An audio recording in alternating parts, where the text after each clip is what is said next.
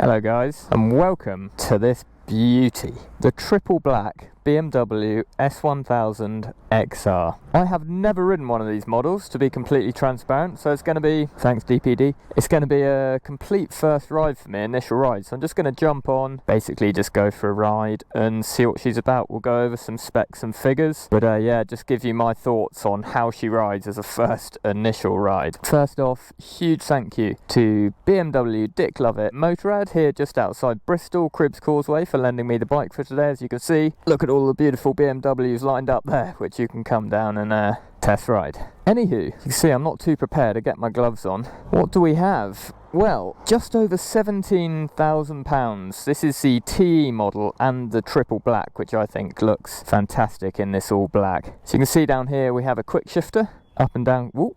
I thought that was me setting an alarm off, touching the quick shifter. We have an inline 4-cylinder engine, 999cc, derived from the S1000RR Superbike, basically. This is exactly the same engine, but it doesn't have the shift cam, variable shift cam technology in this motor. BMW say it doesn't need it. I've never ridden this motor, so I'm actually genuinely pretty excited, to be honest. Could this be the ultimate sports tourer? I've ridden the Kawasaki Z1000SX, the new Suzuki GT 1000 GT, and the Tracer 9 GT. All of them. I've ridden the Ducati, the Multistrada V4, that's an adventure bike, but I've ridden the GS, again another adventure bike. So you've got keyless ignition. I'll stop yapping on, let's just fire her up. Holy moly. We've got Beamer's, that 4-cylinder. It's 165 brake horsepower and 114 newton meters of torque. Horsepower is delivered at 11,000 RPM, so that's giving you an immediate vibe of this bike. The inline 4-cylinder, it's a revvy engine. Sports engine. Here comes the rain. Not ideal. Anyway, jumping straight on, what's she like? Well, straight off the bat, it's got that premium BMW feel to it. The screen, the TFT is really nice, one of the nicest in the game, really like that. Switch gear, there's a lot of buttons. You've got the Beamer SOS button there, which I'm not going to touch. Yeah, it's really kitted out this as a sports tourer. I must stress, this is on the sports tourer side, it's not an adventure bike. You've got 17-inch wheels, front and rear. Obviously the inline 4 engine. It's focused to be a sports bike for the road, but obviously it's high seating position, nice upright handlebars, very comfortable, screen at the front, and you can fit luggage at the back. So it really is a sports tourer, this, and in my opinion possibly the ultimate sports tourer. Just as we're at the lights here, you've got fully adjustable suspension, fully automatic electronically adjustable suspension. You can adjust the rebound, the damping, the preload electronically yourself, or you can let the bike do it for you. And here comes the rain, lovely. So of course you've got different rider modes, guys, like on most Beamers, spec'd out like this. A mode button on your right. I'm in road at the moment. We've got rain, road, and dynamic. Really not opened it up yet, and I can just immediately say, even at low revs, that quick shifter is the smoothest quick shifter I've ever used. That's buttery smooth, very nice. Right, I'll catch up with you in a bit once I've got used to it a bit more and I've figured out where I'm going.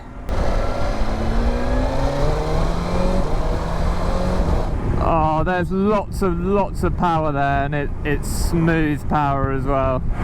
So apologies for my bag here. I just don't know the local area, so I've got my sat nav on. But obviously that's the benefit, the Beamer system. You can opt for the BMW navigation and set it on there.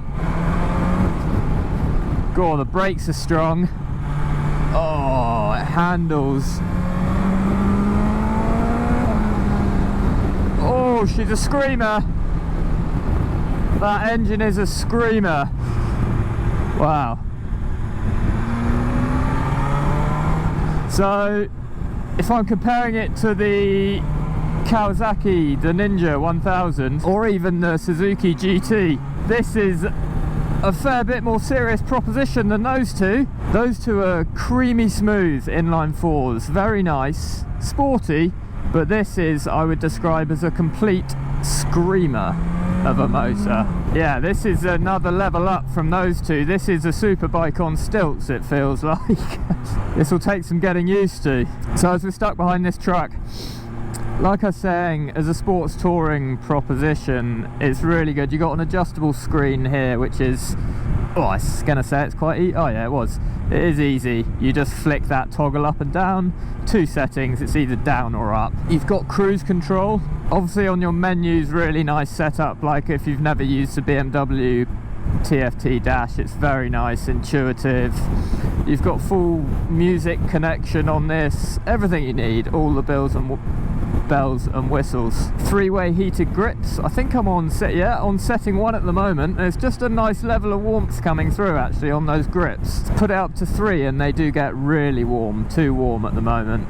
So at the moment I've got the TFT set up in sport mode, they call it. It gives you your lean angle in the center here, and then it gives you your braking force as well on the right here, which is quite cool. It's a nice setup on the screen. Yeah, this bike just wants to be opened up and absolutely ragged. That's the impressions I'm getting. Right guys, so I'm taking it a little bit easy because it's raining. I'm in rain mode and these roads, oh, they're just not ideal. Such a shame, but this thing is an absolute monster. What have BMW done? Look, I've ridden the new Ducati V4S, the Multistrada, the KTM 1290. They are fast, they are impressive, but I've never ridden a bike like this with quite as a manic engine. Whoa! We're in rain mode. I'm a little bit out of my depth on this thing. What a creamy, amazing proposition, but what a ridiculous thing to have as a sat upright sports tourer. It feels like a maniac. Let's pop it in dynamic on this slightly quicker road, see what it's like quickly. I'm shocked.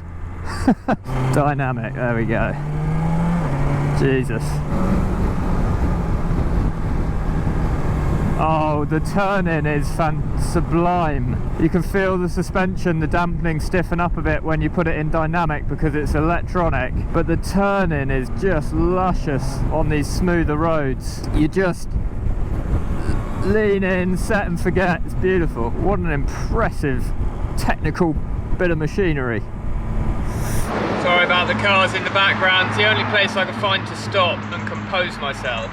Wow, I'm pretty blown away by this bike.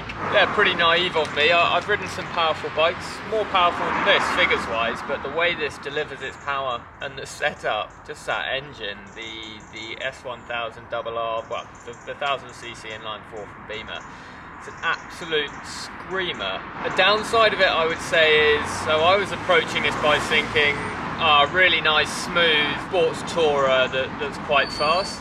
It's more than that. I'd say it's a screamer on 2 wheels that's pretty comfortable and you can go touring on, if that makes sense, a bit backwards. But yeah, it is much more on the sportier side than I was thinking. It's a proper bike, this. So guys, suspension up front, you've got upside down telescopic forks, 45mm diameter and 150mm travel. So it's actually self-adjusting, electronically adjusting suspension up front on the rebound and compression. On the rear you have a central spring strut, electronically adjustable preload and self-adjusting, electronically adjustable rebound and compression. Brakes guys up front.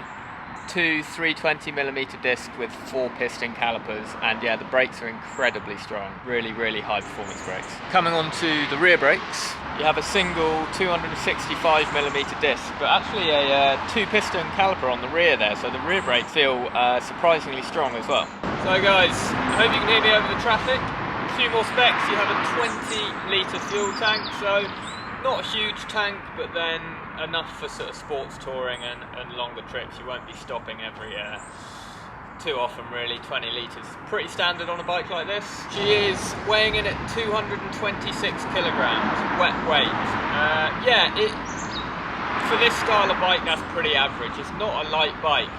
I just got up manoeuvring it around, walking, and it's got some weight to it, and it's not all low down either, like the GS with the boxer engine where the weight's low down, but it's not bad at all. Once you're up and moving, that weight is just completely at the back of your mind, it's just gone. The overall experience of the engine and the handling, premium suspension really comes to the forefront, so the weight's not a problem. Seat height. So I'm sort of on a bit of a slope here. I'm 5'9" with a 32-inch inseam. It's 840mm seat height. Again, pretty standard for a bike in this sports touring segment with the adventure style. It's a very adjustable seat height, so you can opt for a low seat height. It goes as low as 790mm, so yeah, if you're on the shorter side, much shorter than 5'9" actually, I would say you may want to opt for the lower seat height. Just on that point, when we're talking about the seat actually, seat height, the seat is very nicely sculpted for your backside. It's really comfortable, really good lumbar support for the rider. I do find I'm pushing up forward a bit on the seat. I get that a lot on bikes, it just must be something to do with my build, but this seat, if you shift your weight back into this sort of hollow here, really comfortable seat for, you can go long distances on this bike. So guys, as I was saying, this is the TE model, so it's got the quick shifter, all sorts of, I'm not going to go over all of them, you can look online, but all of the extras, this is the one I would go for, but it is over £17,000. You can get the standard model, the non-TE model, for just over £15,000, which is, you know, a couple grand less, maybe tempting. You're still getting the same motor, but I would really want that quick shifter. It's really very impressive. Let me show you a quick other feature which I think is quite impressive. I've never seen before. This rear rack for the top box moves from side to side just a little bit. BMW saying when you've got the weight on the top box for handling into the corners, it'll actually lean with you a little bit, which I think is a really clever idea from Beamer. I've never seen that before. Anywho, let's jump back on this really impressive bike. Let's go into something that could be a big problem, which a few people have talked about. She's alive! The engine's like a wasp. It's just very quick. Wow, that could lead into the problems. Let's get on the road. We'll talk about it.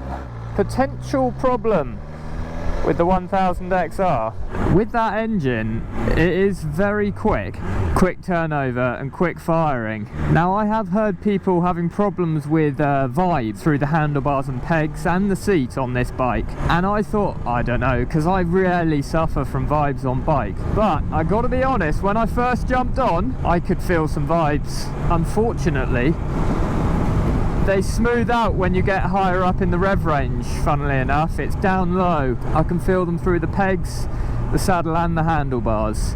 Not really bad. To be honest, I'm pretty much used to them already, so they're not that bad, but they are there. I was surprised. I didn't think I would feel them. So yeah, that could be a downside to the XR and having this engine in it. And I'm not sure if you can hear it. It's not my GoPro, because I've tested it without the GoPro. I think it's just a satellite navigation mount here, but it's rattling at certain speeds. There's a really big rattle from the front end, which is a bit annoying, along with those vibes.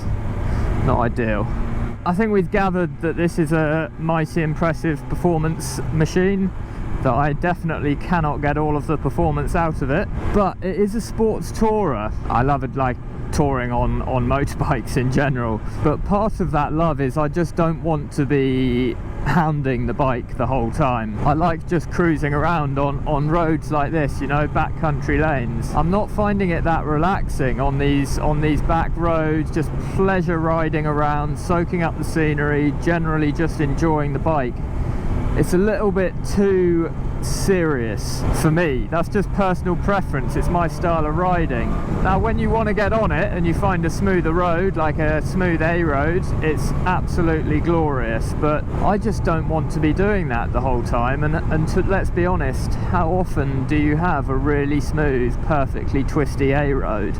Not that often. So I think the trade-off, I don't know whether it's worth it for the sports. I would probably personally prefer a GS or an adventure style bike, slightly softer, slightly able to deal with these, you know, horrible conditions in the winter, etc. such a screamer, this bike. It's hilarious. I want to take it to a track. I really can't explore its power on these roads, but that's the thing, where can you explore its power? Oh no, my phone case is broken. I mean, it would be ideal in like Switzerland. Their roads are so nice in Switzerland, but the speed limits are really strict in Switzerland. The ability to get carried away on this bike is just too much. God, get yourself into trouble, I reckon. However, it is a mighty impressive machine. The quick shifter, the engine, the suspension, the brakes, I can't really think of a bad point dynamically, bar that the vibe. And if you want a fast bike that excites you and you can go touring on, put some hard panniers on, the wind protection, I haven't mentioned that, wind protection is very good, then this will be a great proposition. Overall conclusion, I'm blown away by the performance and the manicness of the engine, but it is sort of what I was expecting. It's not personally for me. It's a bit too much, too sports focused. Mighty impressive bit of machinery though.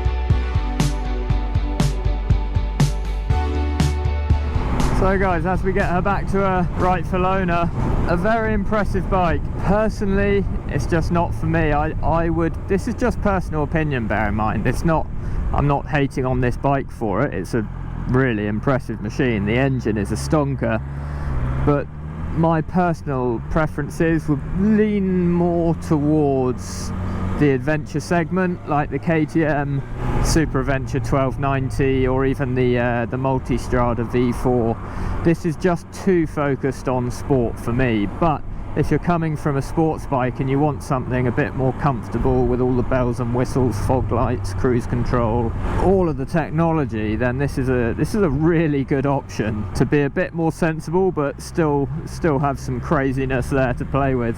Many thanks again to BMW Motorrad Dick Lovett here just outside Bristol. Really cool place to come.